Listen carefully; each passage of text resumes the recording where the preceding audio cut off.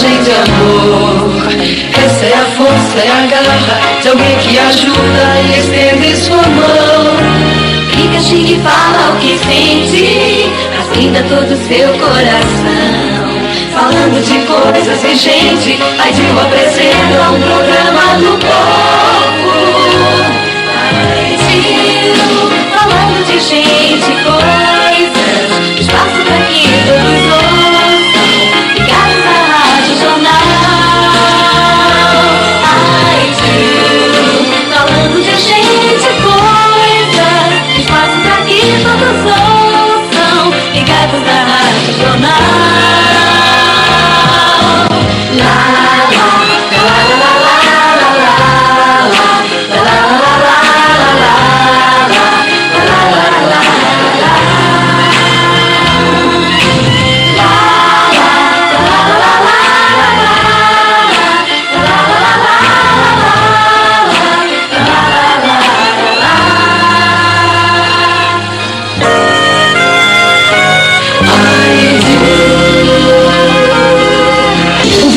Rádio Jornal, bom dia, mas bom dia mesmo. Bom dia para você que conosco abre mais um programa. Estamos hoje no dia 19 de março de 2008, hoje é o dia de São José, né? Hoje eu até vou pedir para você de tocar hoje, nós vamos tocar a música de São José com a Nalva Guiar, ela canta, Rita Lee também canta, Meu Bom José. Então, gente, hoje é dia de São José, né? Hoje nós vamos homenagear o Pai de Jesus e vamos desejar a todos uma Páscoa maravilhosa, né? Uma Páscoa feliz, santa, com muito perdão, muito amor no coração e muita doação.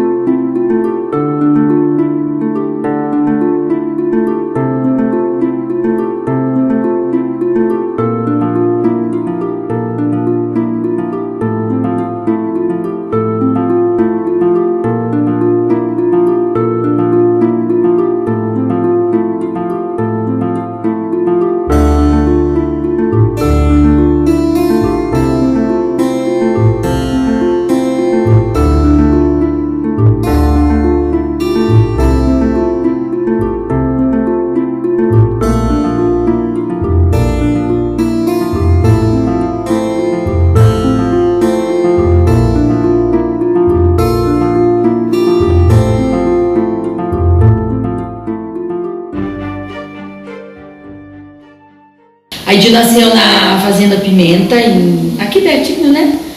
E ela vem de uma família, éramos em 6 irmãos.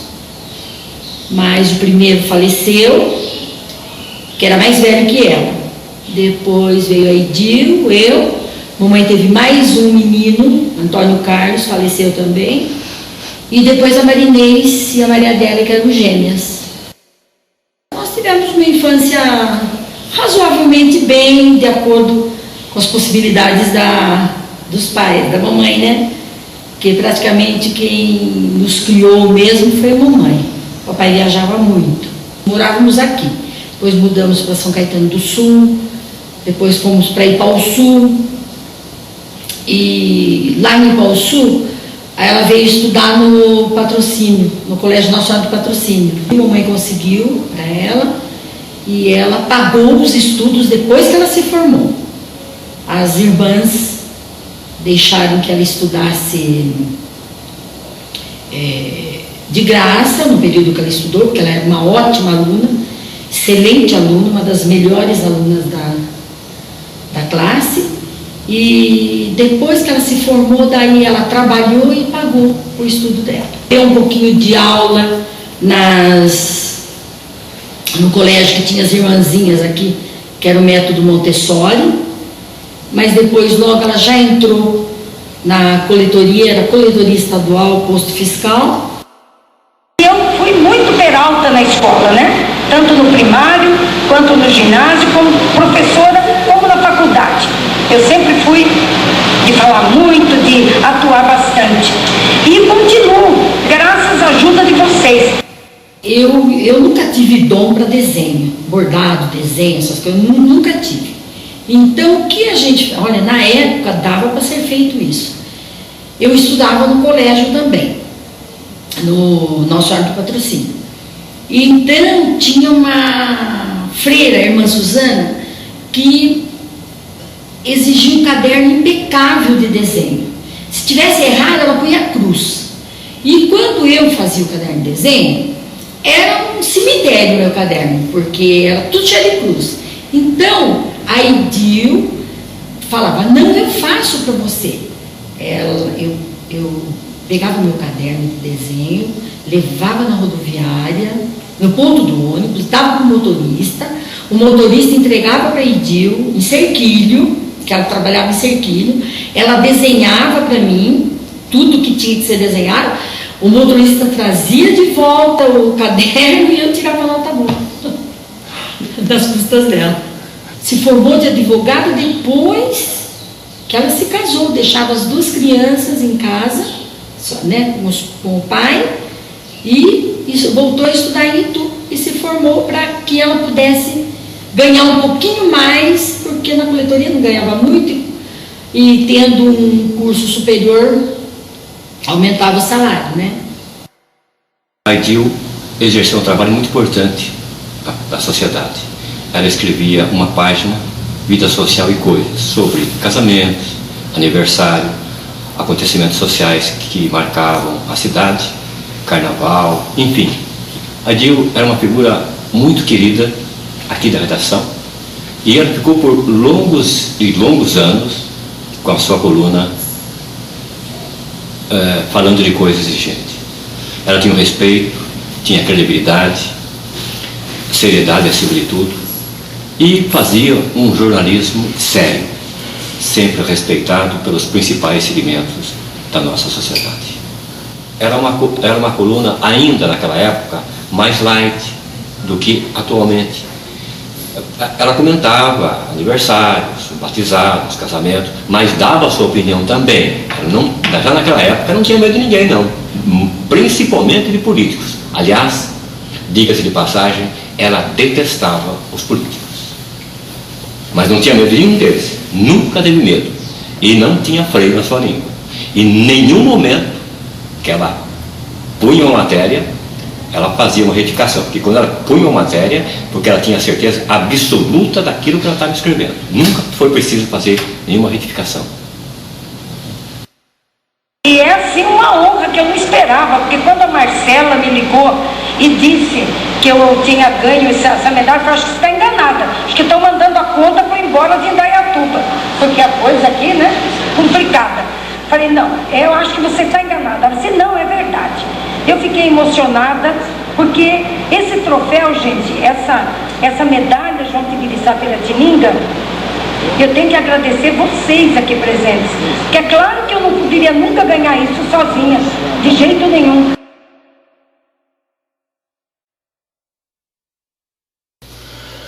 Bom, posso dizer que nós estamos no local onde ela trabalhou durante 27 anos quase. É esse espaço aqui que ela ocupou na Rádio Jornal, desde o primeiro dia de transmissão da Rádio Jornal, em AM, dia 25 de setembro de 1981. Foi o dia que nós inauguramos a Rádio Jornal AM. E ela participou já das primeira avaliação que nós fizemos, que foi a missa, né, de inauguração da rádio. Ela já atuou comentando a missa. No dia seguinte ela já assumiu o lugar aqui na rádio como locutora do horário. Quando ela começou, o horário era à tarde, ela entrava às 1 e saía às 4. Com o tempo, nós achamos interessante que ela viesse para a parte da manhã. E foi aí que ela começou a ganhar muita força, certo? Porque ela era uma pessoa que, embora não tivesse nenhum estudo com relação à comunicação, ela nunca fez escola de comunicação, ela era uma comunicadora nata, certo? Sabia como atingir o grande público, né? Falante, como ela era, né? E tinha uma força extraordinária na palavra, convencia todo mundo, polêmica até onde se pode dizer, né? As atitudes dela eram assim muito conflitantes, né? Ela, uma hora está de bom humor, outra de mau humor, isso ela expunha isso todo dia no ar, né? O que dava a ela uma espontaneidade muito grande e uma credibilidade também muito grande. Então a trajetória dela aqui na rádio como comunicadora foi de suma importância para a Rádio Jornal. E a audiência que ela conservou durante todo o tempo que ela trabalhou comigo é uma coisa espantosa, mesmo para nós acostumados, né, com a programação da rádio, a gente sentia a força que ela tinha junto à população. Eu considero a trajetória da Indil aqui na rádio uma trajetória brilhantíssima. Ela fez tudo que podia fazer com muita competência. Como eu falei para você, ela era uma comunicadora nata, né? Ela não tinha nenhum preparo para usar microfone, pegou o microfone pela primeira vez, se deu bem e foi assim a vida inteira. E o programa dela era muito frequentado, né? Todas as entidades compareciam aqui para fazer campanha e tal, e ela estava sempre liderando as campanhas de todo mundo. E todas as campanhas que ela se envolvia, com certeza eram muito bem sucedidas, né? Porque ela tinha essa capacidade, e isso aí é uma coisa que é inata na pessoa, não adianta, né? Ninguém consegue fabricar isso, na verdade. Tanto que até hoje eu sinto a falta dela. Eu acho que ela me faz uma falta muito grande aqui, por causa dessa maneira de se comunicar com o povo, que é uma coisa que é difícil alguém repetir, né? Nosso querido Seu Nabor, faz favor.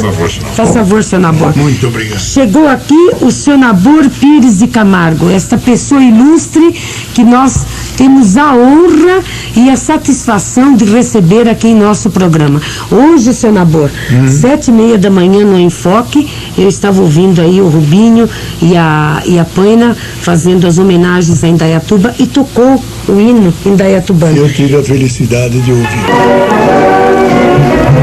Este é o hino indaiatubano, que composição, autoria do querido Seu Nabor Pires de Camargo, essa pessoa simpática, cabelinho branco, né, Seu Nabor? É. Seu Nabor, desculpe a indiscrição, mas eu tenho mania de fazer isso com todo homem que senta do meu lado. Quantos anos o senhor tem?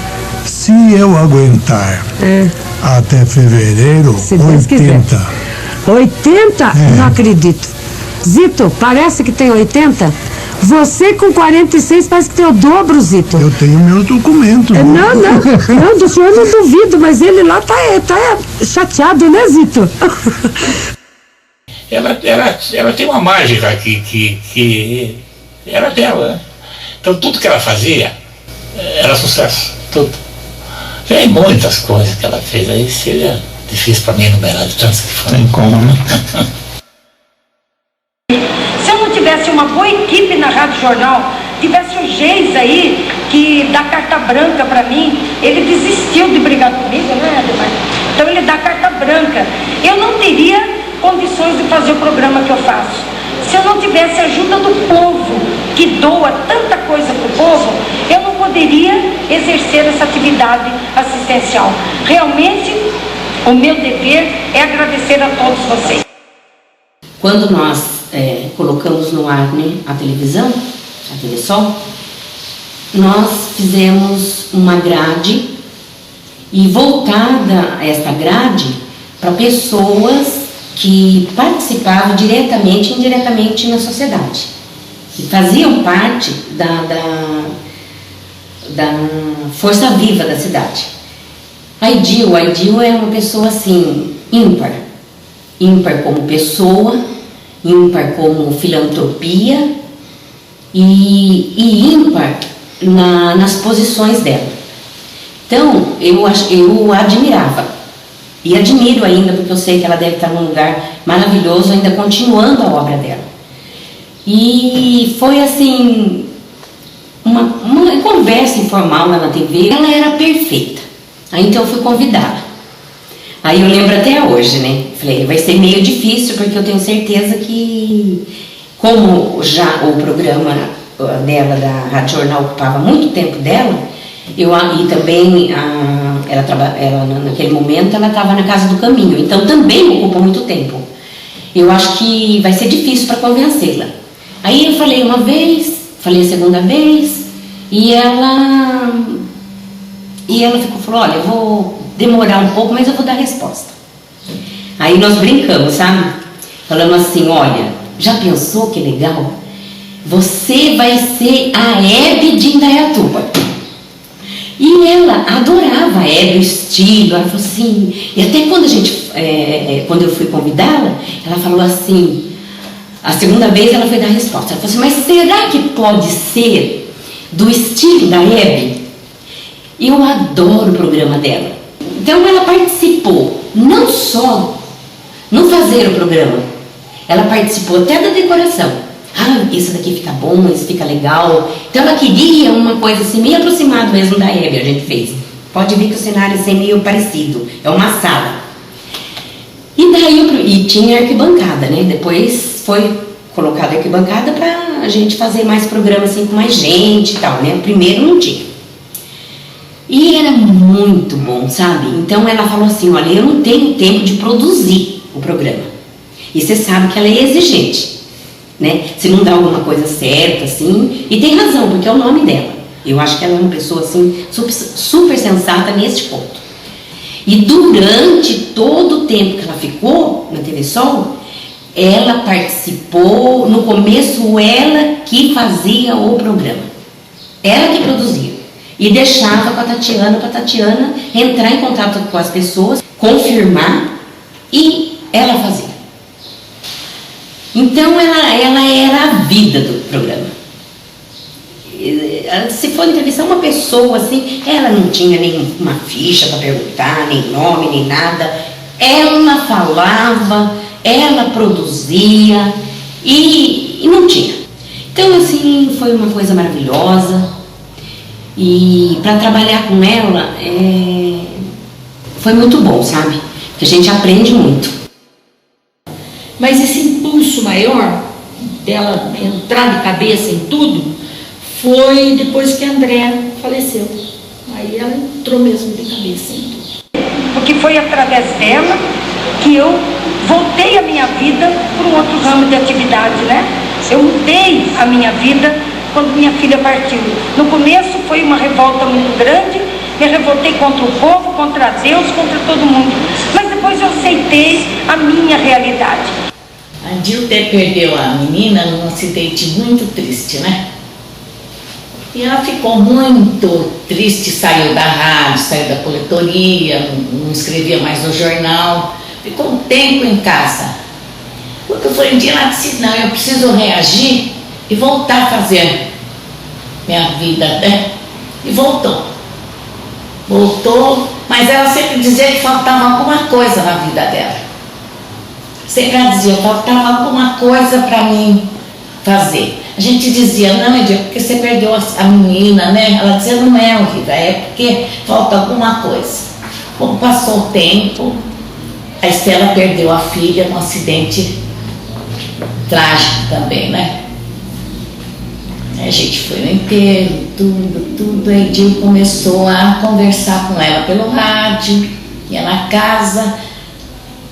Ela falou, Estela, a gente tem de fazer uma coisa para passar essa angústia da gente, né? E combinou de fazer uma reunião na casa dela para ver o que ia fazer.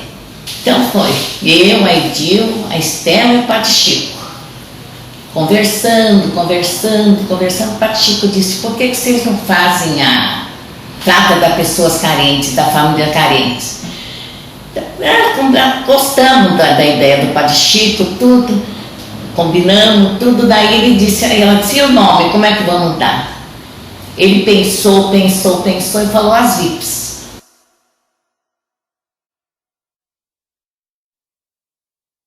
E a gente fica assim lendo nos jornais quando os pais perdem seus filhos jovens.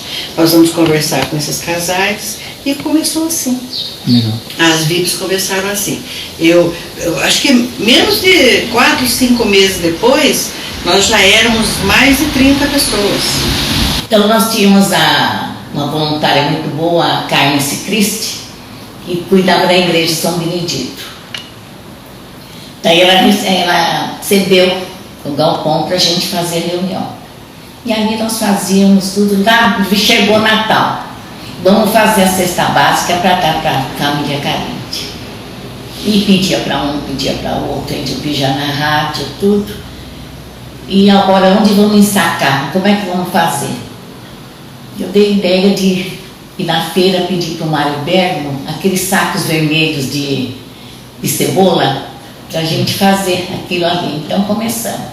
O primeiro Natal nosso, das VIPs, foi ali no Largo da Candelária, onde era o Indaiatuba Clube. Antigamente, o primeiro Indaiatuba Clube. Foi ali a nossa primeira reunião para dar a cesta básica. A Edil era espírita, ela vinha muito aqui no centro espírita, aqui, Isabel Cáfano, né? Daí ela arrumou um quartinho ali para nós. Porque nós não tínhamos onde fazer, não tinha uma coisa certa para gente.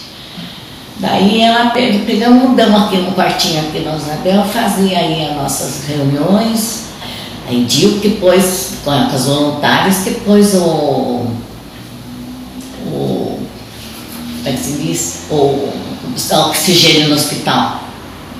Foi a Edil com as voluntárias que colocou oxigênio, porque ela, quando a filha morreu, aqui não tinha oxigênio, não tinha UTI, né? Fizemos chacrinha, aqui no campo do 15, fizemos o Sérgio Reis, no ginásio do esportes, tudo para ganhar dinheiro para as voluntárias. O atual prefeito era o Clem Ferrari. Daí ele foi conversando ali, ele falou: Edil, eu vou te dar uma casa para você fazer as VIPs. Daí ele deu ali a antiga, pegava assim, uma casinha velha que tinha ali, e deu pra gente. E ali a gente continuou com as VIPs. Ela ficou encantada com a irmã Dulce, o trabalho da irmã Dulce. A irmã Dulce pegava as crianças, porque tem diferença criança de rua e criança da rua, você sabia? A de rua é aquela criança que vive na rua, né? E a da rua é aquela que sai de manhã da casa e volta de noite. Fica na rua durante o dia. Então ela foi lá e viu o trabalho da irmã Dulce com as crianças, com os meninos de rua, tudo, ela ficou encantada. A irmã Dulce falou para ela: de a gente recuperar eu já estou feliz. Ela veio com a ideia de fazer isso, pegar meninos de rua e tratar dos meninos ali na casinha. Muitas pessoas saíram, não concordou com ela, queria que continuasse as VIPs, mas ela não, ela bateu o pé, porque ela era turrona, né? Bateu o pé e disse: não, eu vou fazer isso. Daí começamos ali a pegar menino, dava almoço, dava lanche, ia para a escola, voltava da escola, tomava o lanche, almoçava. Foi o seguinte: a Edil foi muito tempo presidente na Casa do Caminho. Desde que fundou as VIPs, ela sempre foi a presidente. E depois quando fundou a Casa do Caminho, ela ficou muito tempo, ela teve a eleição, uma senhora ganhou a eleição municipal nova. Ganhou a eleição, a Edil saiu para descansar um pouco. Afastou um pouco da Casa do Caminho, mas nós não de vez, mas para descansar. E a gente continuou, as voluntárias continuaram, né? E passou-se o tempo, formou o tempo da eleição. Então nós fomos, a gente falou: olha, eu vou voltar, vai ter a eleição para nova diretoria, eu vou pegar o meu cargo outra vez. Vamos. Chegou aquele dia, nós fomos, todas as voluntárias fomos. Chegamos lá, assinamos um livro de presença, chegamos lá, nada de começar a reunião. Era só um disse-me-disse daqui, um disse-me-disse dali. Daí o marido dessa senhora levantou e disse: por enquanto que é Edil, o Durval, a esposa, E eu vontade que a esposa tivesse ali no recinto, porque não ia começar a eleição. Isso foi um baque grande pra gente, né? Imagina, gente fundadora da Casa do Caminho, uma pessoa chega e fala isso pra gente. Aí Edil pegou a bolsa, saiu e nós concorremos lá, Edil. Ficaram algumas, acho que umas 5 ou 6 ficaram com a outra pessoa. Isso foi uma morte para Edil. Ali começou a Edil sofrer, porque ali foi uma morte, porque Edil amava aquilo ali, né? Mas passou, a gente deu um conselho para ela, ninguém mais trabalhou em nada. Aí passou esse tempo, ela ligou para mim, ela me chamava de baixinha. Olívia, eu vou trabalhar na Irmã Dulce, aqui, minha irmã, você conhece a Irmã Dulce aqui? Então, você vai dar lei comigo? Eu falei, vou. Aí nós trabalhamos um bom tempo na Irmã Dulce, eu na cozinha e ela no berçário. Só que ela tinha uma mágoa muito grande de perder a Casa do Caminho, porque aquilo ali foi ela que fez tudo, né? Foi tudo ela que fez. Ali foi um pedaço dela, perdeu um pedaço da vida dela. Ela se dedicava de corpo e alma mesmo, principalmente para as crianças carentes. Ela não tinha, como que eu vou falar? Ela ia mesmo, quando se tratava das crianças carentes.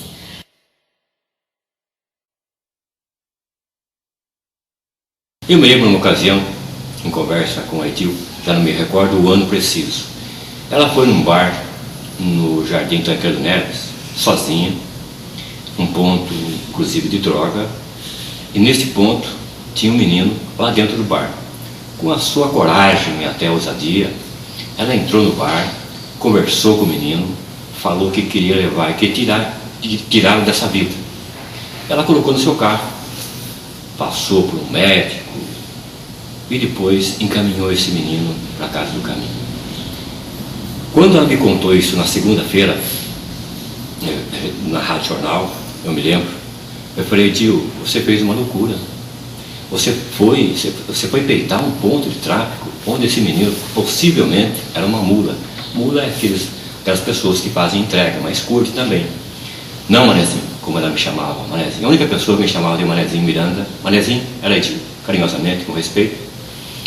E ela disse, não, eu fiz porque eu senti que era o momento de eu entrar nesse bar, tirar esse menino e encaminhar na Casa do Caminho. E de fato ela fez, esse menino saiu do vício maldito e prosseguiu com a sua carreira, terminou esse estudo e hoje é um personagem em Indaiatuba. Eu não me recordo o nome, mas o importante é o fato. Como esse menino que foi o símbolo dessa trajetória de Edil, muitas e muitas crianças foram também encaminhadas à Casa do Caminho e foram tiradas da rua, encaixadas, estudaram, e muita gente naquela época deve muita obrigação a essa figura, a Edil Pinesi Bonachella, porque ela não tinha medo de ninguém, nem de político, nem de traficante. Ela foi candidata, ela se meteu na política por uma imposição em 92, se não me falha a memória, foi candidata a vice-prefeito, mas ela não gostava de política, ela foi no embalo.